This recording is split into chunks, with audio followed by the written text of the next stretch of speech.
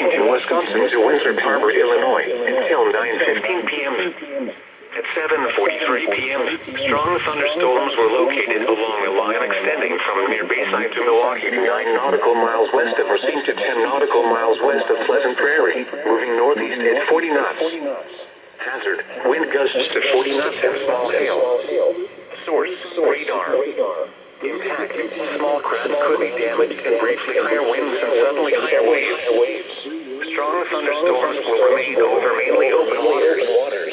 Move to safe harbor until hazardous weather passes. Frequent lightning is occurring with these storms.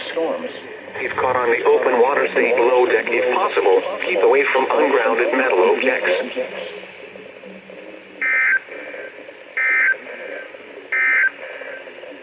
Now here is the hazardous weather